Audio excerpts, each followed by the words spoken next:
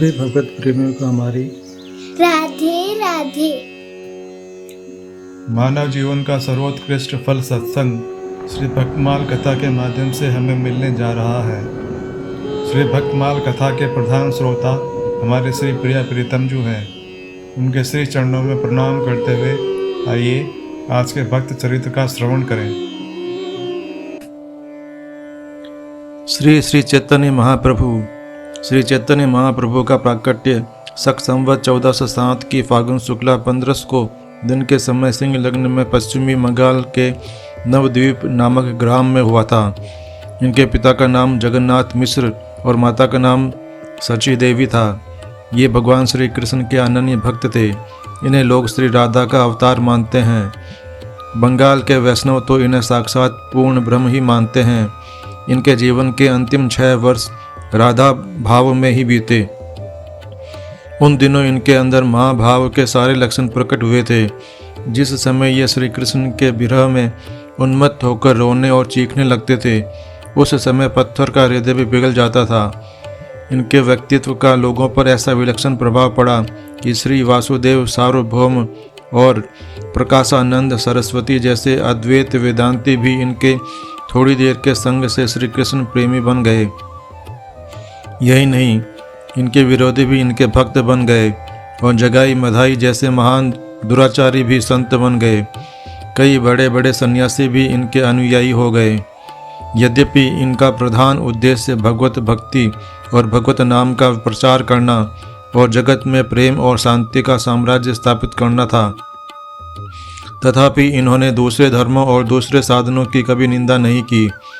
इनके भक्ति सिद्धांत में द्वैत और अद्वैत का बड़ा सुंदर समन्वय हुआ है। इन्होंने कलिमल ग्रसित जीवों के उद्धार के लिए भगवत नाम के जप और कीर्तन को ही मुख्य और सरल उपाय माना है।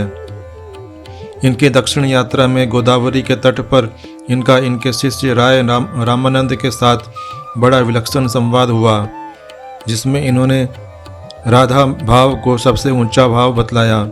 इन्होंने अपने शिष्टाष्टक में अपने उपदेशों का सार भर दिया है। यहाँ शिष्टाष्टक को अर्थ सहित मन लगाकर पढ़िए। भगवान श्री कृष्ण के नाम और गुणों का कीर्तन सर्वोपरि है। उसकी तुलना में और कोई साधन नहीं ठहर सकता। वह चित्त रूपी दर्पण को स्वच्छ कर देता है, संसार रूपी घोर दावानल को बुझा देता है, कल्याण रूपी कुमुद को अपने किरण जाल से विकसित करने वाला तथा आनंद के समुद्र को बढ़ा देने वाला चंद्रमा है। विद्या रूपिणी वधु को जीवन देने वाला है, पद पद पर पूर्ण अमृत का आस्वादन कराने वाला तथा संपूर्ण आत्मा को शांति और आनंद की धारा में डुबा देने वाला है। भगवान, आपने अपने अनेकों नाम प्रकट करके उनमें अपनी संपूर्ण भागवती शक्ति डाल दी।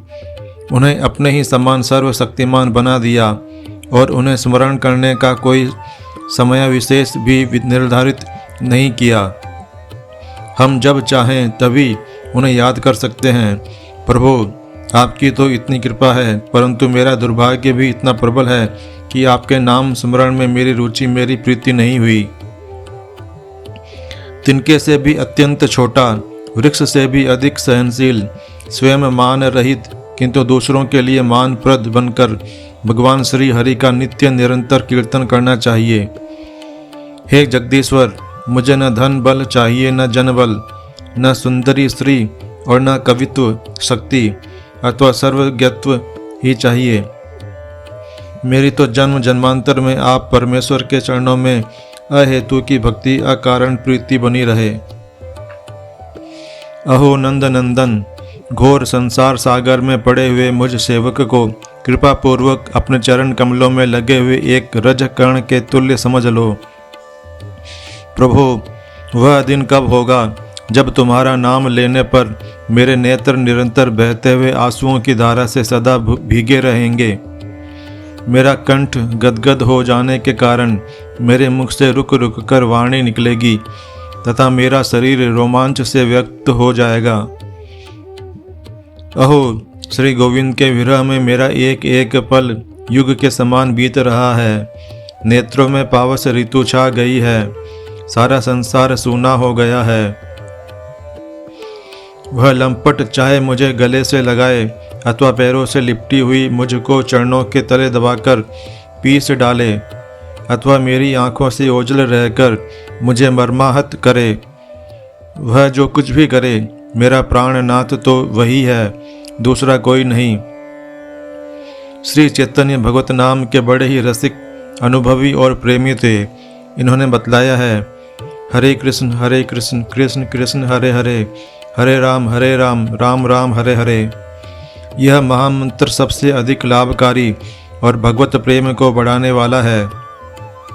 भगवत नाम का बिना श्रद्धा के उच्चारण करने से भी मनुष्य संसार के दुखों से छूटकर भगवान के परम धाम का अधिकारी बन जाता है। श्री चैतन्य महाप्रभु ने हमें यह बताया है कि भक्तों को भगवत नाम के उच्चारण के साथ देवी संपत्ति का भी अर्जन करना चाहिए। देवी संपत्ति के प्रधान लक्षण उन्होंने बताए हैं, दया, अहिंसा, मत्सर शून्यता, सत्य, समता, उदारता, मृदुता, शौच, अनासक्ति, परोपकार, समता, निष्ठा, कामता, निष्कामता, चित्त की स्थिरता, इंद्रिय दमन, युक्ताहार विहार, गंभीरता, पर दुख कातरता, मैत्री, तेज, धैर्य इत्यादि। श्री चैतन्य महाप्रभु आचरण की पवित्रता पर भी बहुत जोर देते थे। उन्होंने अपने सन्यासी शिष्यों के लिए यह नियम बना दिया था कि कोई स्त्री से बात तक न करे। एक बार इनके शिष्य छोटे हरिदास ने माधवी नाम की एक वृद्धा स्त्री से बात कर ली, जो स्वयं महाप्रभु की भक्त थी। केवल इस अपराध के लिए उन्होंने हरिदास का सदा के लिए परित्याग कर दिया, यद्यपि उनका चरित्र सर्वथा निर्दोष था। श्री चैतन्य महाप्रभु 24 वर्ष की अवस्था तक गृहस्थाश्रम में रहे। इनका नाम निमाई पंडित था। ये न्याय के बड़े पंडित थे। इन्होंने न्याय शास्त्र पर एक अपूर्व ग्रंथ लिखा था, जिसे देखकर इनके एक मित्र को बड़ी ईर्ष्या हुई, क्योंकि उन्हें यह भय हुआ कि इनके ग्रंथ के प्रकाश में आने पर उनके ग्रंथ का आदर कम हो जाएगा। इस पर श्री चैतन्य ने अपने ग्रंथ को गंगा जी में बहा दिया, जैसा अपूर्व त्याग है। पहली पत्नी लक्ष्मी देवी का देहांत हो जाने के बाद इन्होंने दूसरा विवाह श्री विष्णु प्रिया जी के साथ किया था, परंतु कहते हैं कि इनका अपनी पत्नी के प्रति सदा पवित्र भाव रहा। 24 वर्ष की अवस्था में इन्होंने केशव भारती नामक सन्यासी महात्मा से सन्यास की दीक्षा ग्रहण की। इन्होंने सन्यास इसलिए नहीं लिया कि भगवत प्राप्ति के लिए सन्यास लेना अनिवार्य है। इनका उद्देश्य काशी आदि तीर्थों के सन्यासियों को भक्ति मार्ग में लगाना था। बिना पूर्ण वैराग्य हुए ये किसी को सन्यास की दीक्षा नहीं देते थे। इसलिए इन्होंने पहली बार अपने शिष्य रघुनाथ दास को सन्यास लेने से मना किया था।